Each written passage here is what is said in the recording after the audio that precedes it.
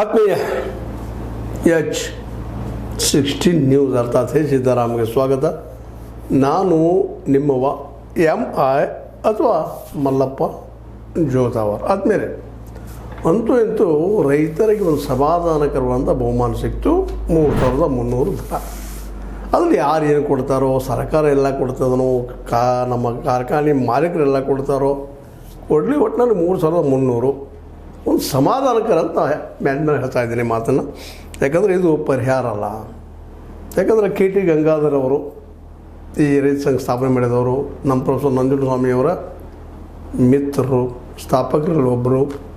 ಅವ್ರ ಜೊತೆಗೆ ನಮ್ಮ ಸಂಸ್ಥೆ ಮಾತಾಡಿದಾಗ ಅವ್ರು ಹೇಳಿದರು 4,700 ಮಿನಿಮಮ್ ಖರ್ಚು ಬರ್ತದೆ ರೀ ಅಂತೇಳಿ. ಅಂದ್ರೆ ಒಂದು ಟನ್ನಿಗೆ ಎಷ್ಟು ಲಾಸ್ ಆಯಿತು? 4,500 ಹೇಳಿದ್ರು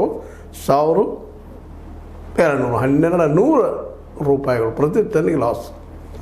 ನಮ್ಮ ಕಾರ್ಖಾನೆ ಮಾಲೀಕರು ಪಾಪ ಇನ್ನಷ್ಟು ಹೆಚ್ಚು ಮಾಡಿದರೆ 3,500 ಮಾಡಿದ್ರೆ ಲಾಸ್ ಆಗ್ತಿದ್ರು ಏನೋ. ನಿಜವಾಗಿಯೂ ಇವತ್ತು ನಮ್ಮ ಈ ಕಾರ್ಖಾನೆ ಮಾಲೀಕರು ಯೋಚನೆ ಮಾಡೋದು, ಮಾಡಬೇಕು ಮಾಡಬಾರ್ದು ಅವ್ರು ಬಿಟ್ಟು ವಿಷಯ. ಯಾಕಂದರೆ ಹೆಚ್ಚು ಮಾಡಿದರೆ ಅವ್ರು ಲಾಸ್ ಆಗ್ತಾರೆ, ಅವ್ರ ಕಾರ್ಖಾನೆ ಬಂದ್ ಆಗ್ತಾಯಿದ್ದಾವೆ. ಸ್ವತಃ ನಮ್ಮ ಲಕ್ಷ್ಮೀಬಾಯಿ ಹೆಬ್ಬಾಳ್ಕರ್ ಅವ್ರ ತಮ್ಮ ಮಾತಾಡ್ತಾ ಇದ್ದಾರೆ, ಇಲ್ರಿ ಕಾರ್ಖಾನೆ ಮಾಲೀಕರು ಕುತ್ತಿಗೆಗಾಗಿದ್ದಾರೆ ಅಂತೇಳಿ. ಇದು ಸಣ್ಣ ಆರೋಪ ಅಲ್ಲ, ನಿಜವಾಗಿ ಒಬ್ಬ ಜವಾಬ್ದಾರಿತ ಒಬ್ಬ ವ್ಯಕ್ತಿ ಮಾತಾಡಬೇಕಾಗಿದೆ. ಆದರೆ ಒಂದರ ನಂತರ ಒಂದು ಕಾರ್ಖಾನೆ ನಿರ್ಮಾಣ ಮಾಡ್ತಾ ಇದ್ದಿರಲ್ಲ ಅಂತೇಳಿ ಸಿದ್ದರಾಮಯ್ಯನವರು ಈ ರೈತರು ಹೇಳ್ತಾ ಇದ್ದಾರಪ್ಪ, ಚಾಟಿ ಅಟ್ಟು ಬೀಸಿದ್ದಾರೆ. ಇದಕ್ಕೆ ಅವರ ಉತ್ತರ ಕೊಡ್ಬೇಕು ಏನಂತೇಳಿ. ಏನೂ ಇರಲಿ, ಅಂತೂ ಇಂತೂ 3,200 ಪ್ಲಸ್ 50 ಕೊಡೋದಕ್ಕೆ ಒಪ್ಪಿದಾರು ಅಂತ ನಮ್ಮ ಏನಪ್ಪ ಅಂತಂದ್ರೆ ಸಿದ್ದರಾಮಯ್ಯರು ಹೇಳಿ, ಜೊತೆ ನಮ್ಮದು 50 ರೂಪಾಯಿಪ್ಪ, ನೀವು ಆರಾಮಿರ್ರಿ, ಇಲ್ಲಿದ್ದು ಎದ್ದು ಹೋಗ್ರಿ, ದುಮ್ಮಿಡಿ ಇಡಿಸ್ಬೇಡ್ರಿ ಅನ್ನುವಂಗೆ ರೈತರ ಮನೆಗೆ ಕಳಿಸುವಂಥ ಕೆಲಸ ಮಾಡಿದ್ದಾರೆ. ರೈತರು ಈಗ ತಾತ್ಕಾಲಿಕ ಸಮಾಧಾನ ಹೊಂದ್ಕೊಂಡು, ಅದು ಅದರಲ್ಲೂ ಮುಖ್ಯವಾಗಿ ಈ ಹೋರಾಟಕ್ಕೆ ಮಹತ್ವದ ಪಾತ್ರ ವಹಿಸಿದಂಥ ನಮ್ಮ ಅಧ್ಯಕ್ಷ, ರೈತ ಸಂಘದ ಅಧ್ಯಕ್ಷ ಚೋಣಪ್ಪನವರು, ಮೊದಲೇ ಕಾಲಕ್ಕೆ ಶಶಿಕಾಂತ್ ಗುರೂಜಿ ಅವರು ಈ ಒಂದು ಮುಗಿಸು ಕೆಲಸ ಮಾಡಿದ್ದಾರೆ. ಅದಕ್ಕೂ ಒಂದು ಕಾರಣ ಅದು ಇಲ್ಲ ಅಂತಲ್ಲ. ಯಾಕಂದರೆ ಒಂದು ಮಾಬ್ ಕೂಡಿದಾಗ ಏನು ಬೇಕಾದ ಆಗ್ಬೋದು. ನಿಧಾನಕ್ಕಿದು ಉಗ್ರ ಸೊಪ್ಪು ತೊಗೊಳ್ಳೋಂಥದ್ದು, ಬಸ್ ಬಂದ್ ಮಾಡೋದು, ಮತ್ತೇನು ಮಾಡೋದು, ಕಲ್ಲು ತುರಾಟ ಮಾಡೋದು, ಒಂದು ಗುಂಡಾಗರ್ದಿನ ಒಂದು ಹೆಸರಲ್ಲಿ ಸರ್ಕಾರ ನಾಳೆ ಇವನ್ನೆಲ್ಲ ದಸ್ತಗಿರಿ ಮಾಡೋದು, ಒಳಗೆ ಹಾಕೋದು, ಇವೆಲ್ಲ ನಡೀತಾ ಇದ್ದು ಮುಂದಿನ ದಿನದಲ್ಲೇ. ಅದನ್ನು ತಪ್ಪಿಸುವಂಥ ಕೆಲಸ ಒಂದು ರೀತಿ ಮಾಡಿ ಸಮಾಧಾನ ಮಾಡಿದ್ದಾರೆ. ಆದರೆ ಇದು ಈ ರೀತಿ ಸಮಾಧಾನ ಮಾಡಿಕೊಂಡ್ರೆ ರೈತನ ಬದುಕ ಶುದ್ಧ ಆಗ್ತದನ, ಒಂದು ರೂಪಕ್ಕೆ ಬರ್ತದ ಅನ್ನೋದು ಇವತ್ತು ನಾವು ಮರು ಚಿಂತನೆ ಮಾಡಬೇಕಾಗಿದೆ. ಸ್ವತಂತ್ರವಾದ ಮೀಡಿಯಾಗೆ ಬೇಕಾಗಿರುವುದು ಸ್ವತಂತ್ರ ಧ್ವನಿ. ಆ ಸ್ವತಂತ್ರ ಧ್ವನಿ ಉಳಿಸಲು ನೀವು ಮಾಡಬೇಕಾದದ್ದು ಇಷ್ಟೇ. ಅದೇನಪ್ಪಾ ಅಂತಂತಂದ್ರೆ, ನಿಮ್ಮ ಕೈಲಾದಷ್ಟು ಸಹಾಯ ಈ ಚಾನಲ್ಗೆ ಮಾಡಿ ಹಾಗೂ ನಿಮ್ಮ ಧ್ವನಿಯನ್ನು ಕಾಪಾಡಿಕೊಳ್ಳಿ. ರೈತರೆಲ್ಲರೂ ಮಾಡ್ಬೇಕು ಇದನ್ನ. ಯಾಕಂದ್ರೆ ಈ ದೇಶದ ವ್ಯವಸ್ಥೆ ನಿಂತಿದ್ದು ರೈತರ ಮಾಲ. ರೈತರಿಲ್ಲ, ಅವ್ರು ಮೈನಸ್ ಮಾಡಿ ನೋಡ್ರೆ ಈ ದೇಶ ಇಲ್ಲ. ಒಂದು ಸುಮ್ಮ ವಿಚಾರ ಮಾಡಿ ನೋಡು. ಇವತ್ತು ಎದಾರು ಬಿಡಪ್ಪ, ನಮ್ಮ ಸಿದ್ದರಾಮಯ್ಯನವರು ಅದಾರ 10 ಕಿಲೋ ಅಕ್ಕಿ ಕೊಡ್ತಾರ, ನಮ್ಮ ಮೋದಿಯವರು 5 ಕಿಲೋ ಕೊಡ್ತಾರ, ಗ್ಯಾರಂಟಿಗಳಿದಾವೆ ಅಂತ ನಾವು ಮಾತಾಡ್ಬೋದು. ಆದರೆ ಅಕ್ಕಿ ಕೊಡೋರು ಯಾರು, ಉತ್ಪಾದನೆ ಮಾಡೋರು ಯಾರು? ಅಂದ್ರೆ ರೈತರೆಲ್ಲ ಬದುಕೀವಿ. ಆದರೆ ರೈತ ಬದುಕುವಂಥ ವ್ಯವಸ್ಥೆ ಮಾಡ್ಕೋಬೇಕಲ್ಲ. ಇವತ್ತು ಅಮೇರಿಕಾ ಅಥವಾ ಇನ್ನುಳಿದ ಮುಂದುವರೆದ ದೇಶಗಳಲ್ಲೇ, ಯುರೋಪ್ಗಳಲ್ಲೇ ಅಲ್ಲಿ ರೈತಗೆ 50 ಲಕ್ಷಕ್ಕೂ ಮೇಲ್ಪಟ್ಟ ಹಣವನ್ನು, ರೂಪಾಯಿಗಳನ್ನು ಸಬ್ಸಿಡಿ ರೂಪದಲ್ಲಿ ಕೊಡ್ತಾ ಇದ್ದಾರೆ. ಯಾಕಂದ್ರೆ ರೈತ ಉಳಿಬೇಕಲ್ಲ, ಬೆಳೆಸೋದಕ್ಕೆ. ಈ ಕಾರ್ಪೊರೇಟ್ಗಳಿಗೆ, ಖಾಸಗಿ ಅವ್ರಿಗೆ ಇದೇನು ಅವ್ರು ಉಳಿಲಿ ಬಿಟ್ಟು ಅವ್ರ ಪ್ರಶ್ನೆ, ಅವ್ರು ತಮ್ಮ ಲಾಭದಷ್ಟು ನೋಡೋರು. ಪಾಪ ಅವ್ರ ಕರ್ಮ 100,000 ಕೋಟಿ ರೂಪಾಯಿ ಆಗಿರ್ತಾರೆ. ಅವರೇ ಈ ರೈತರ ಬಗ್ಗೆ ಯೋಚನೆ ಮಾಡ್ತಾರೆ. ಅವ್ರ ಸಾಲ ಮುಡಿಸೋದು, ಕಳಿಸೋದು ಎಷ್ಟು, ಯಾವುದೇನು ಖರೀದಿ ಮಾಡಬೇಕು, ಹೇಗಿರಬೇಕು, ಅವ್ರ ಲೈಫ್ ಸ್ಟೈಲ್ ಬೇರೆನೇ ಇರ್ತದೆ. ಅಂದಾಗ ಅವರು ರೈತಿಗೆ ಏನಾಗ್ತದೆ, ಏನು ನೀವು ಕಬ್ಬಿನ ರೇಟ್ ಹೇಳಿದ್ರಿ, ಕೊಟ್ಟಿವಿ, ಮುಗಿದೋದು ನಮ್ಮ ನಿಮ್ಮ ಸಂಬಂಧ. ಇಷ್ಟೇ ಇರ್ತದೆ, ಕಮರ್ಷಿಯಾಲಿಟಿ ಇರ್ತದೆ. ಅಲ್ಲಿ ಇನ್ನೊಬ್ಬರ ನೋವು ದುಃಖ ಕೇಳೋ ಪ್ರಶ್ನೆ ಇಲ್ಲ ಅಲ್ಲಿ. ಅದೇ ರೀತಿ ಅಮೆರಿಕದಲ್ಲೂ ಸಹಿತ ಆಗಿರ್ಬೋದು, ಮುಂದುವರೆದ ದೇಶಗಳಲ್ಲಿ, ಯುರೋಪಿಯನ್ ಕಂಟ್ರಿಗಳಲ್ಲಿ ಇದು ಅದ, ಓಪನ್ ಮಾರ್ಕೆಟಲ್ಲಿ ಇದು ಅದ. ಹೀಗಾಗಿ ಅಲ್ಲಿ ಸರ್ಕಾರಗಳು ಅನಿವಾರ್ಯವಾಗಿ ಅಲ್ಲಿಯ ರೈತರಿಗೆ 50 ಲಕ್ಷ ಅವ್ರಿಗೆ ಸಬ್ಸಿಡಿ ಕೊಡ್ತಾರೆ.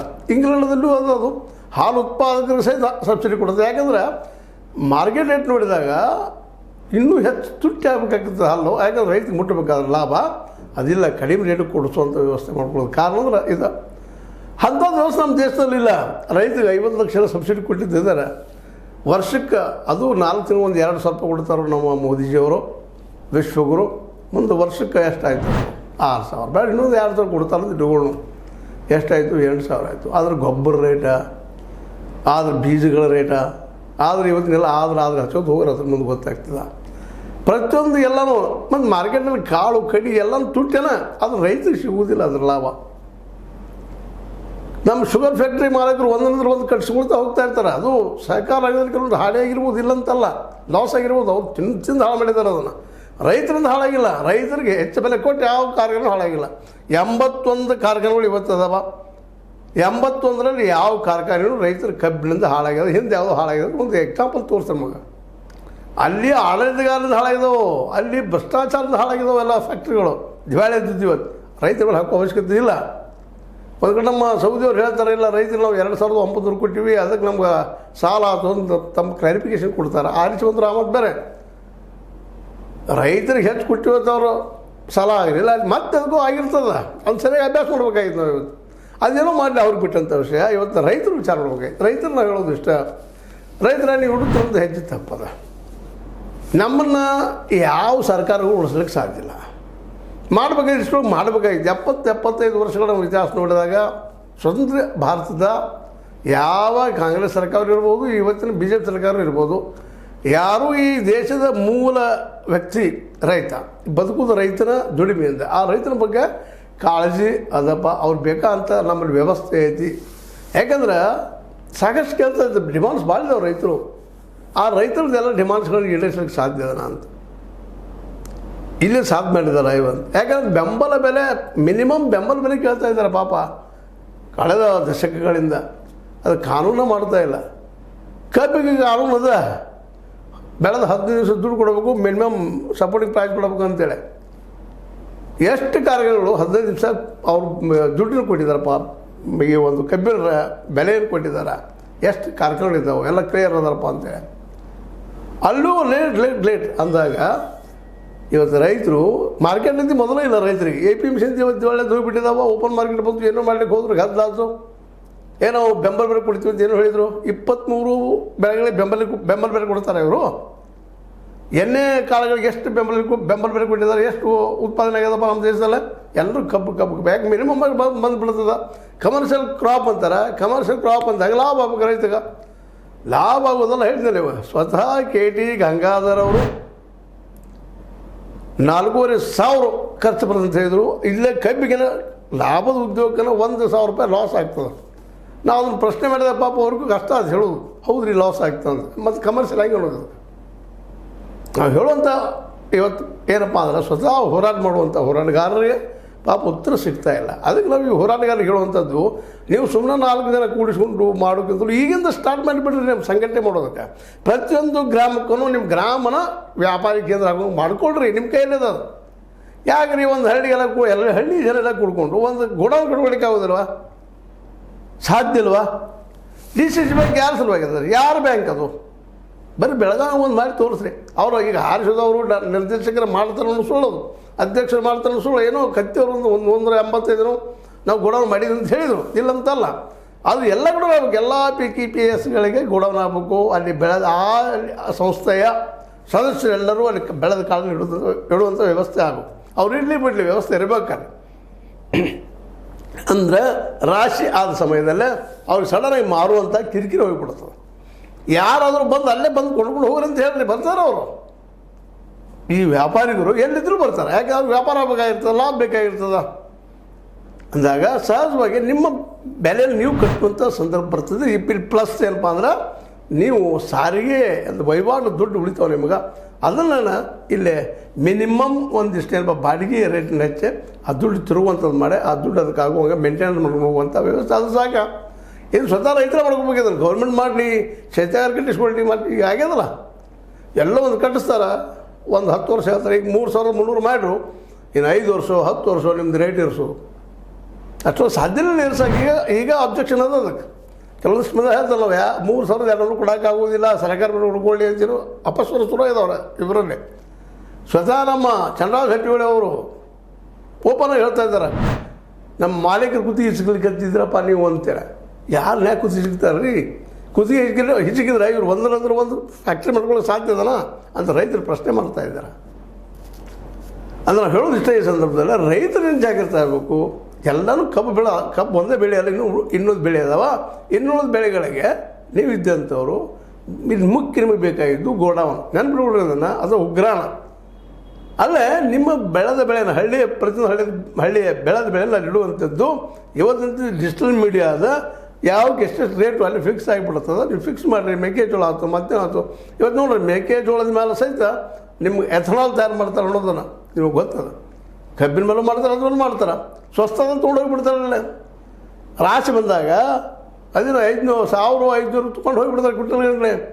ನೀವು ಅದನ್ನು ನೀವು ಸಂಗ್ರಹ ಇಟ್ಟರಪ್ಪ ಅಂತಂದ್ರೆ ನಂತರ 3,000 4,000 5,000 ಕ್ವಿಂಟಲ್ ಹೋಗ್ತದೆ. ಆಗ ನಿಮಗೆ ಇನ್ನೂ ಲಾಭ ಹೆಚ್ಚಾಗ್ತದೆ. ಅದಕ್ಕೆ ನಿಮಗೆ ಮುಖ್ಯ ಬೇಕಾಗಿದ್ದು ಅದರ ಮಾರ್ಕೆಟ್ ನೀವೇ ಮಾಡ್ಕೊಡಿ.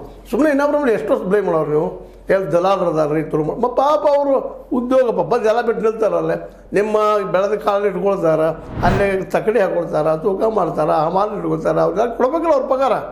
ಅದಕ್ಕೆ ತುಟ್ಟಿ ಮಾಡ್ತಾರೆ. ಅವ್ರದ್ದು ಅಷ್ಟು ತೆಗಿಬೇಕು, ತಮ್ಮದು ಲಾಭ ಹಾಕೋಬೇಕು. ಎಲ್ಲರದ್ದು 10-15-20% ಲಾಭ ಬಂದಾಗ ತುಟ್ಟಿ ಹಾಕೈತೆ ಅವ್ರಿಗೆ. ಕಮಿಷನ್ ಹೊಡ್ಯಾಕೆ ಹೋದಪ್ಪ.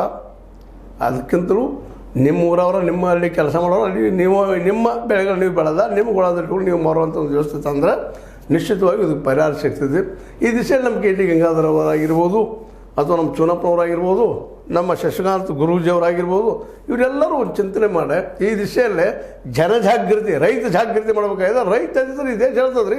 ರೈತರಿಗೆ ಯಾವ ಜಾತಿ ಇಲ್ಲ, ಕುಲ ಇಲ್ಲ, ಧರ್ಮ ಇಲ್ಲ, ಯಾವುದೂ ಎಲ್ಲರೂ ಒಂದು. ಯಾಕಂದ್ರೆ ಈ ದೇಶದ ಮೂಲ ಉದ್ಯೋಗ ರೈತ. ಅದ್ರ ಎಲ್ಲರೂ ಬರ್ತಾರೆ. ಇಲ್ಲಿ ತಂತ ಜಾತಿ ಕುಲ ಇಲ್ಲ ಎಲ್ಲ ಹೋಗಿಬಿಡ್ತದೆ. ಇನ್ನೊಂದು ಮಾತು ಕೊನೆದಾಗ ಹೇಳುವಂಥದ್ದು ಮತ್ತೊಮ್ಮೆ ಹೇಳ್ತಾ ಇರ್ತಾರೆ ಇದನ್ನು. ಇಲ್ಲಿ ರೈತರು, ಇಲ್ಲಿ SC ST ಮತ್ತು ಮೈನಾರಿಟಿ ಇಷ್ಟು ಜನ ನೀವು ಕೂಡಿದ್ರು, OBC 5 ಪಂಗಡಗಳು ಕೂಡಿರಪ್ಪ ಅಂದ್ರೆ ಈ ದೇಶ ಚುಕ್ಕಾನಿ ಹಿಡಿತೀರಿ ನೀವು.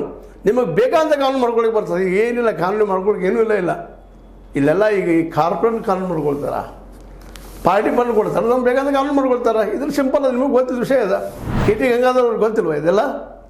ಚುನಾವಣೆಯವ್ರಿಗೆ ಗೊತ್ತಿಲ್ವ ಇದೆಲ್ಲ? ಶಶಿಕಾಂತ್ ಗುರೂಜಿಯವ್ರಿಗೆ ಗೊತ್ತಿಲ್ವ ಇದೆಲ್ಲ? ಅದಕ್ಕಾಗಿ ರೈತ ಜಾಗೃತಿ ಮಾಡಿರಿ, ಸ್ಟ್ರೈಕ್ ಮಾಡಿ, ಮತ್ತೇನೋ ಮಾಡಿ ಉದ್ಯೋಗಕ್ಕೊಳಗಾಗಿ ನೋಡಿರಿ. ನಿನ್ನೆ ಇನ್ನೊಂದು 2 ವರ್ಷ ಹೋಗಿದ್ರು, ದುಮ್ಮಿಡಿ ಶುರು ಆಗ್ತಿತ್ತು.